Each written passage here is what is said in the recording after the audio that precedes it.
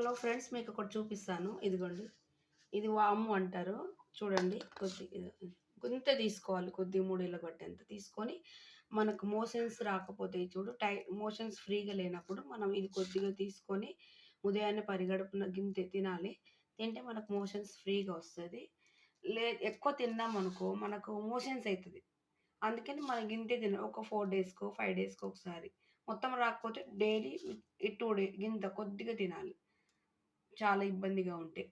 సరేనా ఫ్రెండ్స్, మీకు నచ్చితే లైక్ చేయండి, షేర్ చేయండి, సబ్స్క్రైబ్ చేయండి. నేను ఎలా మా ఇంట్లో ఖచ్చితంగా యూజ్ చేస్తాను కాబట్టి, మాకు మంచిగా అనిపించింది కాబట్టి మీకు కూడా చెప్తే బాగుంటుందని చెప్పాను ఫ్రెండ్స్. ఓకేనా ఫ్రెండ్స్, ఇది చిన్నపిల్లలకు తినిపించద్దు ఫ్రెండ్స్, మంచిది కాదు. ఏమో వాళ్ళకి ఘాటు ఎక్కువగా ఉంటుంది కదా, ఇది కారం ఎక్కువ ఉంటుంది. అందుకని చిన్నపిల్లలకైతే తినిపించారు, చిన్నప్పుడు నేను చూశాను. కానీ ఘాటు ఎక్కువ ఇబ్బంది పడతారు. మనకే ఇది కారంగా ఉంటుంది.